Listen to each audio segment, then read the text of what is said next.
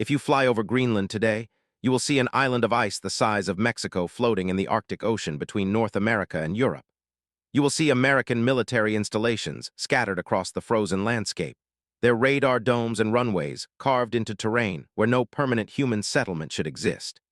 You will see Chinese mining companies negotiating with Greenlandic officials for rights to extract rare earth minerals worth trillions of dollars. You will see the ice sheet melting at rates that terrify climate scientists, revealing resources that were locked beneath ice for millennia. But what you will not see is the secret agreement signed in 1951 that transformed this frozen island into the most strategic piece of real estate on Earth. Between 1940 and 1951, Greenland shifted from an isolated Danish colony of 50,000 people living off seal hunting and fishing into a frontline military asset in the emerging Cold War. The Americans built Thule Air Base in northern Greenland, one of the most remote and strategically valuable military installations ever constructed. The Soviets watched with alarm as American bombers and missiles moved within striking distance of their territory. The Danes, who had ruled Greenland since 1721, discovered they no longer controlled their own colony. What appeared to be a defensive arrangement negotiated between allies was actually the beginning of a process that would strip Denmark of sovereignty over territory it had claimed for centuries. They believed the Americans would leave after the war ended. They assumed temporary wartime measures would not become permanent occupation. They did not realize that geography is destiny, and that Greenland's position on top of the world made it indispensable to American nuclear strategy. They forgot that whoever controls Greenland controls the shortest route between North America and Europe, the passage through which Soviet bombers would have to fly to reach American cities. The Danes signed agreements they thought were temporary. The Americans built installations designed to last forever. This is the story of how a secret deal transformed Greenland from an Arctic backwater into the most dangerous asset on Earth. It shows how Denmark lost control of its own territory, not through military conquest, but through a series of agreements negotiated under pressure and signed in secret. This is the birth of modern geopolitical competition in the Arctic. It is the original sin of NATO expansion, proof that alliances between unequal powers always benefit the stronger party. The Americans discovered that the best way to acquire strategic territory is not to invade it, but to protect it, then never leave. To understand how Greenland became a military asset controlled by foreign powers, we must return to April 1940, to the moment when Denmark lost its independence. Nazi Germany invaded Denmark on April 9, 1940, in Operation Weserübung, a coordinated assault on Denmark and Norway designed to secure Germany's northern flank and access to Swedish iron ore. The Danish government surrendered within hours. King Christian X remained on the throne, but real power shifted to the German occupation authorities. Denmark became a nominal neutral under German control. Its military dissolved, its foreign policy dictated from Berlin. The economic and strategic situation that made Greenland valuable was rooted in geography and technology. Greenland is the world's largest island, covering over 2.1 million square kilometers, 80% of which lies beneath permanent ice. It sits directly on the Great Circle route between North America and Europe, the shortest path aircraft must follow when traveling between the two continents. In the age of propeller aircraft with limited range, Greenland offered the only practical stopping point for transatlantic flights. But more importantly, it offered something that would become critical in the nuclear age: early warning positions for detecting Soviet bombers approaching North America from over the North Pole. But beneath this surface of geographic importance lay a complex colonial relationship that few understood. Denmark had claimed Greenland since the early 18th century, establishing trading posts and missionary settlements along the western coast. The indigenous Inuit population numbered approximately 50,000 people living in small communities scattered across the habitable coastal areas. Danish policy toward Greenland had been paternalistic isolation. The Danes restricted access to the island, controlled all trade through the Royal Greenland Trading Company, and attempted to preserve traditional Inuit culture while slowly introducing Danish language and Christianity. Greenland was not economically valuable. It cost Denmark more to administer than it generated in revenue. The colony existed primarily as a matter of national prestige and strategic positioning in the North Atlantic.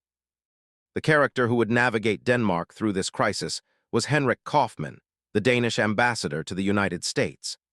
Kaufmann was born in Copenhagen in 1888 to a prominent business family. He entered the Danish Foreign Service in 1912 and spent 3 decades representing Denmark in various capitals before being appointed ambassador to Washington in 1939, just months before the German invasion. Kaufmann was a career diplomat schooled in the arts of negotiation and compromise, a man who believed in international law and the sanctity of treaties. He was precisely the wrong person to face Franklin Roosevelt and the American military establishment when they decided Greenland was too important to leave in uncertain hands. Kaufmann realized that Denmark's claim to Greenland rested on legal sovereignty that meant nothing without power to enforce it. He understood that if Germany occupied Greenland, it could threaten Allied shipping lanes and potentially establish bases from which to attack North America. This was not merely a diplomatic problem. It was an existential threat to Allied strategy. The Americans had made clear they would not tolerate German presence in Greenland under any circumstances. Kaufmann faced an impossible choice. He could maintain diplomatic neutrality and watch American forces occupy Greenland without Danish consent, or he could negotiate an agreement that preserved some fiction of Danish sovereignty while giving the Americans what they wanted. Neither option was good, but one was marginally better than the other. The system that existed before 1940 was simple. Denmark governed Greenland as a colonial possession. Copenhagen made all decisions regarding defense, trade, and foreign relations. Greenlanders had no political representation and no say in their own affairs. The arrangement was typical of European colonialism, paternalistic and extractive, though less brutal than many others because Greenland had little to extract beyond seal skins and fish. The entire colonial administration employed fewer than 300 Danes, governing a territory the size of Western Europe with a budget smaller than that of a medium Danish town. This sleepy colonial backwater was about to become a major theater in a global war, and neither the Danes nor the Greenlanders were prepared for what was coming. The vulnerability was obvious to anyone who studied a globe. Greenland sat between the belligerents, claimed by a defeated nation, inhabited by people who could not defend it, and positioned on geography that both sides needed to control. The Germans wanted to deny it to the Allies. The Americans and British needed to ensure it did not fall into German hands. Denmark wanted to preserve sovereignty, but had no military means to enforce its claims. The contradiction was unsustainable. Geography and power would determine Greenland's fate, not law or tradition or the preferences of the 50,000 people who actually lived there. The first compromise came on April 9, 1941, exactly 1 year after the German invasion of Denmark. Henrik Kaufmann, acting without authorization from the occupied government in Copenhagen, signed an agreement with Secretary of State Cordell Hull, granting the United States the right to establish military bases in Greenland for the duration of the war. The agreement was presented as a temporary measure to protect Greenland from German occupation and to defend Allied shipping lanes in the North Atlantic. But in reality, it was the moment Denmark lost control of its colony to a foreign power that had no intention of leaving when the war ended. The specific terms of the 1941 agreement revealed its true nature.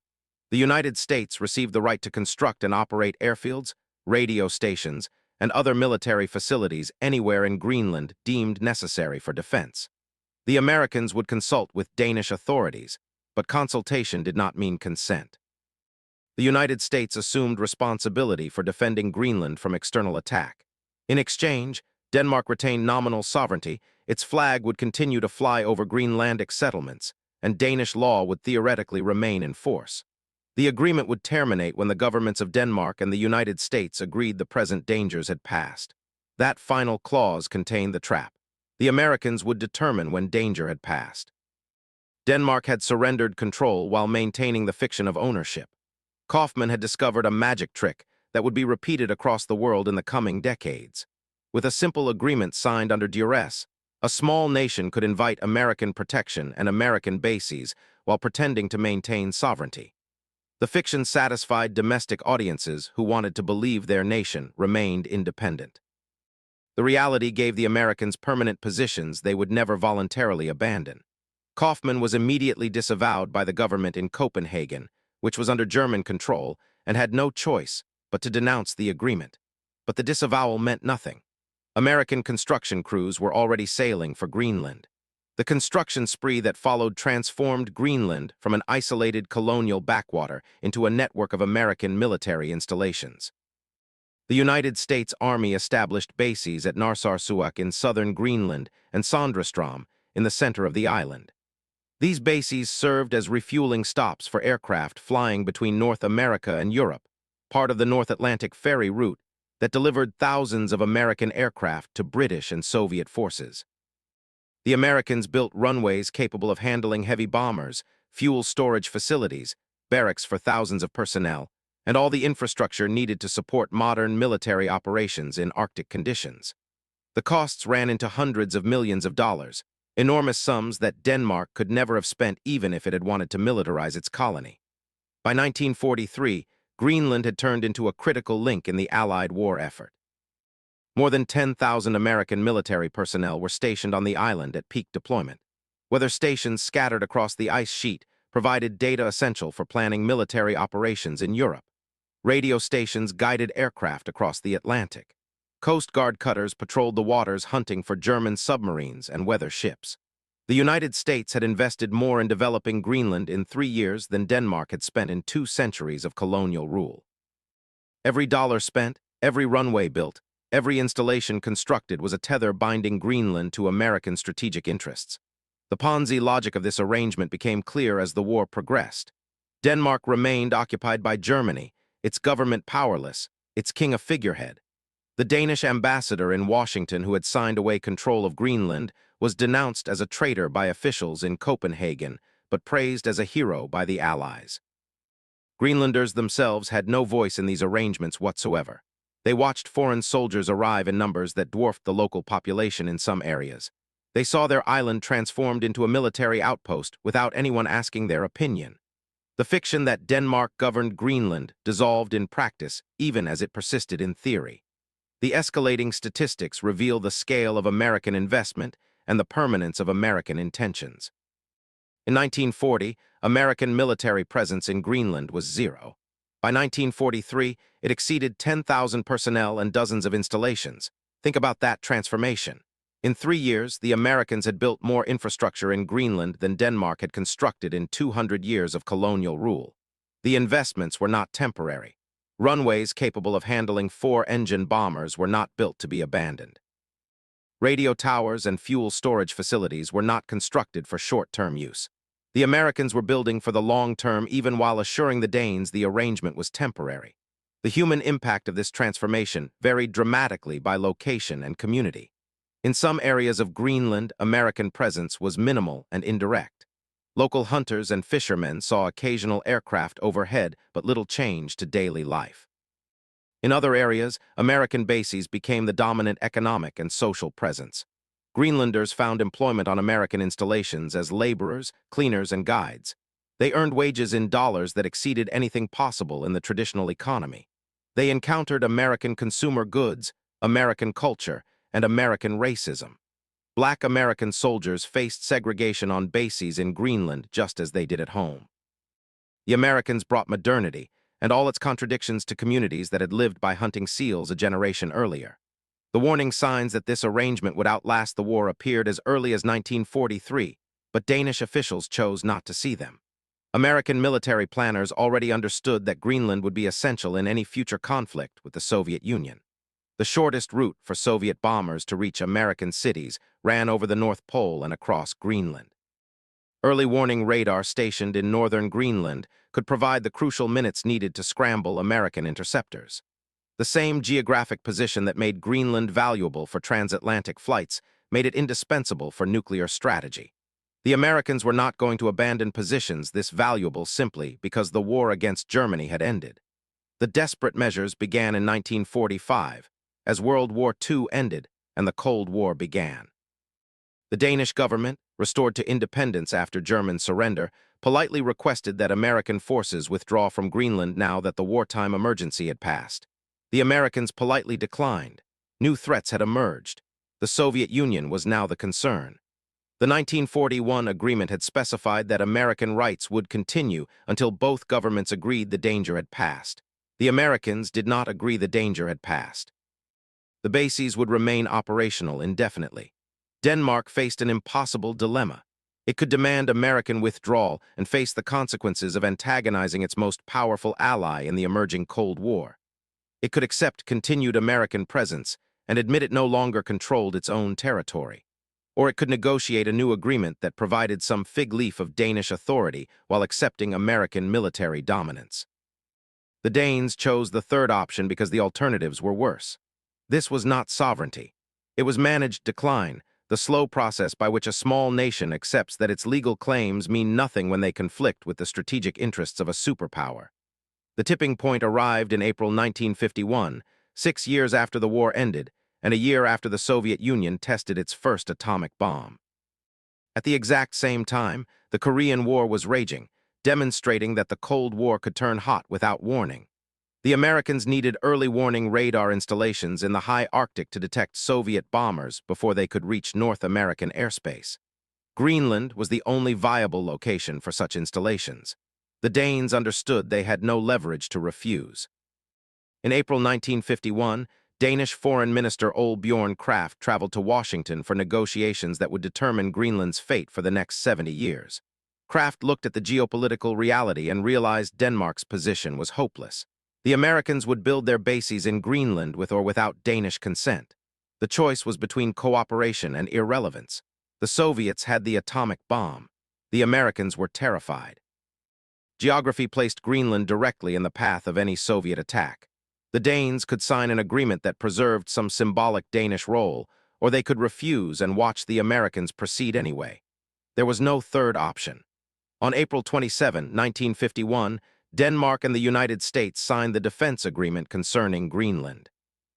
In polite language, the agreement affirmed Danish sovereignty over Greenland while granting the United States the right to establish installations necessary for the defense of the North Atlantic region. In brutal language, Denmark had surrendered control of its colony to American military planners who would determine what installations were necessary and where they would be located. The Danes would be consulted. The Americans would decide. This was the formalization of occupation disguised as alliance.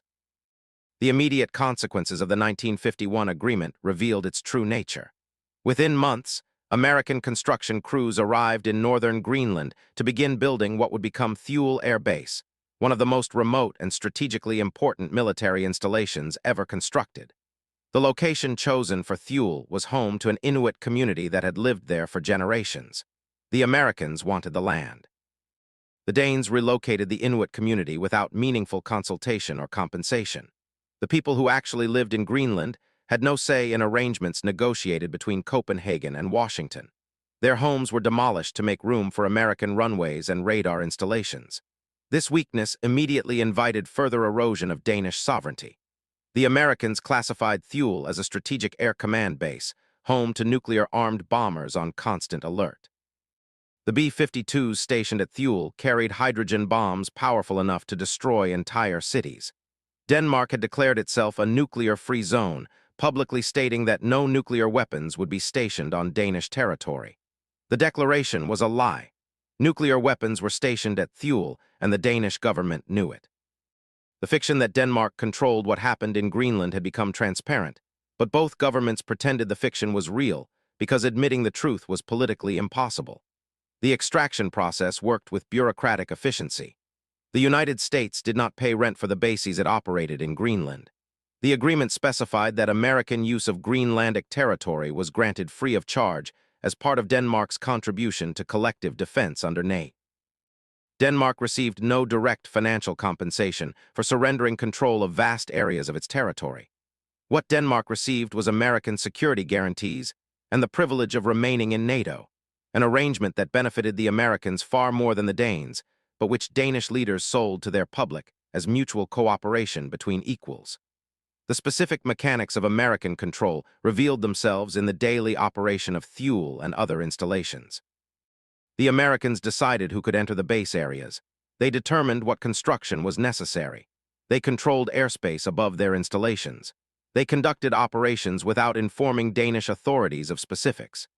Danish officials were technically responsible for Greenland's defense, but in practice, they had no idea what the Americans were doing at Thule beyond what the Americans chose to disclose. This was sovereignty in name only. the kind of independence that exists on paper, but dissolves the moment real decisions must be made. The takeover had already happened, formalized through agreements signed in 1941 and 1951, but the full implications became undeniable in January 1968, when a B-52 bomber carrying 4 hydrogen bombs crashed near Thule Air Base. The aircraft was part of Operation Chrome Dome, a strategic air command program that kept nuclear-armed bombers in the air at all times, ready to strike Soviet targets on short notice. The bomber experienced a fire in the cabin, forcing the crew to bail out. The pilotless aircraft crashed on sea ice near Thule, detonating the conventional explosives in all 4 nuclear weapons and scattering radioactive plutonium across the ice. The Americans immediately launched a recovery operation to clean up the contamination and retrieve the nuclear material. They deployed hundreds of personnel to the crash site in Arctic winter conditions. They scraped contaminated ice and snow into barrels. They searched for the weapons debris, but one of the 4 hydrogen bombs was never fully accounted for. Components of the weapon likely fell through the ice into deep water and were never recovered.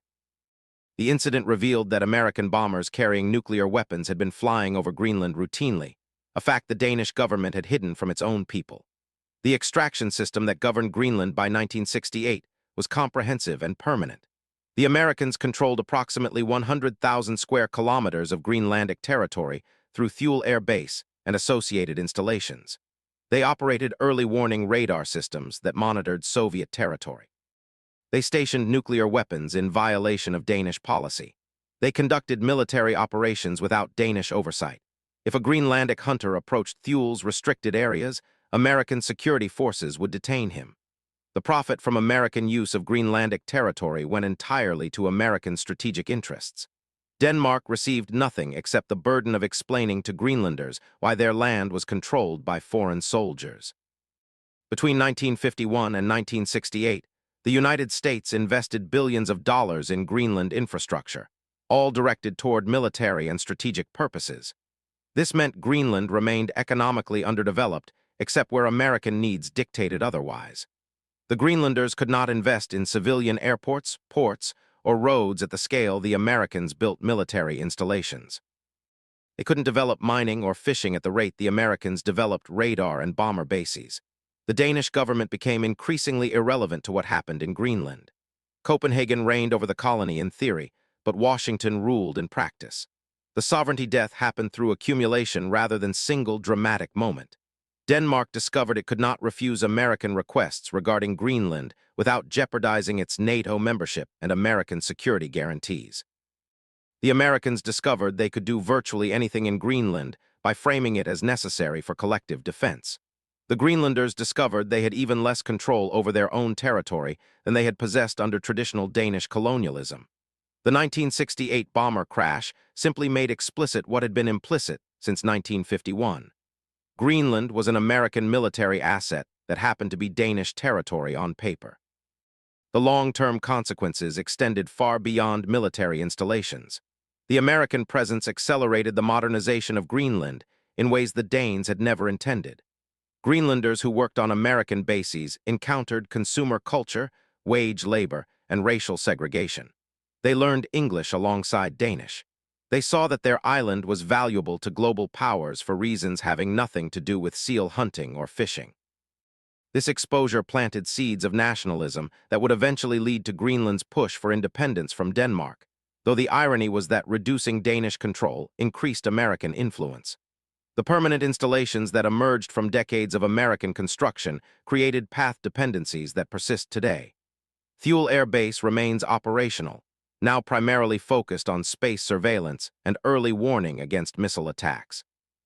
The runways built during World War II have been upgraded to handle modern military transport aircraft. The infrastructure exists, the investments have been made, and the strategic logic that justified them in 1951 has only intensified. Greenland sits between North America, Europe, and Russia. Its position on top of the world makes it indispensable for missile defense, space surveillance, and Arctic military operations. The Americans are not leaving, regardless of what Denmark or Greenland prefers. The modern twist to this story emerged after 2000 as climate change began melting Greenland's ice sheet at accelerating rates. The melting ice revealed something the Americans had not anticipated in 1951. Greenland contains vast deposits of rare earth minerals essential for modern electronics, renewable energy technology, and military hardware. Chinese companies immediately recognized the opportunity and began negotiating mining rights with Greenlandic authorities. The island that had been valuable for its geography suddenly became valuable for its geology as well. Denmark discovered it had even less control over Greenlandic economic development than it had over military affairs. The final irony appeared in 2019 when President Donald Trump reportedly expressed interest in purchasing Greenland from Denmark. The Danish Prime Minister called the idea absurd. The Americans pointed out that the United States already controlled the most strategically valuable parts of Greenland through fuel and other installations. Why pay for something they already possessed?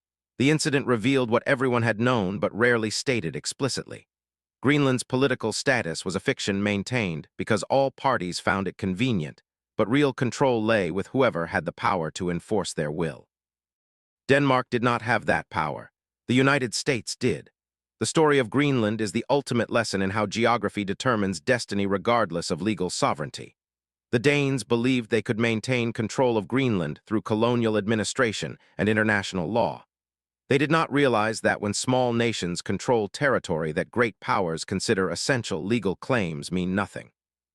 The Americans proved that the most effective way to acquire strategic territory is not through conquest, but through alliance agreements signed under pressure and never terminated. Denmark still claims sovereignty over Greenland. The claim is recognized internationally. But recognition without power is just words on paper. The long shadow of the 1951 agreement extends to current geopolitical competition in the Arctic.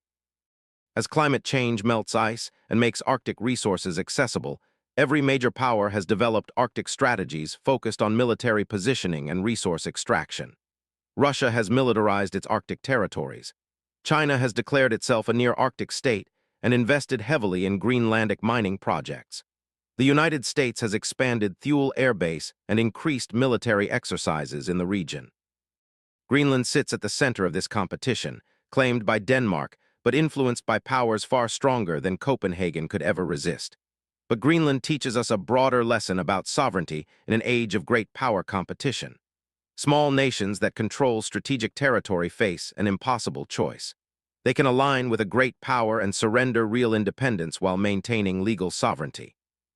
They can attempt neutrality and risk being overrun by whichever great power moves first. They can seek independence and discover that independence without military power is meaningless. There are no good options for small nations in valuable locations. Denmark chose alignment with the United States and lost control of Greenland in practice while keeping it in theory. The alternative might have been worse, but the outcome was still loss of sovereignty. The universal truth embedded in Greenland's transformation applies to any strategic territory claimed by nations too weak to defend it. When great powers decide a location is essential to their security, the preferences of the people who live there and the nation that claims legal sovereignty become irrelevant. Remember that Denmark had ruled Greenland for more than 2 centuries before losing control in a decade. Remember that legal sovereignty means nothing when confronted with military necessity. Remember that the nation which can project power into a territory ultimately controls that territory regardless of flags, treaties, or historical claims. The American bases in Greenland remain operational today, 70 years after the agreements that were supposed to be temporary. The runways are still active. The radar installations still monitor the Arctic. The strategic logic that justified American presence in 1951 has only intensified as the Arctic becomes more accessible and more contested. Denmark still claims Greenland. The claim has become increasingly hollow with each passing decade. If you look at a map of Greenland today and trace the boundaries of Thule Air Base and other American installations, you will see the visible footprint of strategic necessity overriding legal sovereignty. It is the ultimate symbol of how power, not law, determines control of valuable territory. The Danes negotiated agreements they thought preserved their authority. The Americans built installations designed to last forever. Geography had the final word. History reveals patterns that repeat across centuries and continents. If you understand how small nations lose control of strategic territory through alliance agreements they cannot refuse, you gain insight into the mechanics of modern imperialism. If you ignore what happened to Greenland, you will not understand what is happening in the Arctic today. I'm John, and this is the Cinematic History Tales channel. Subscribe now to stay ahead of the curve because when the history books are written, you'll want to be among the few who saw it coming.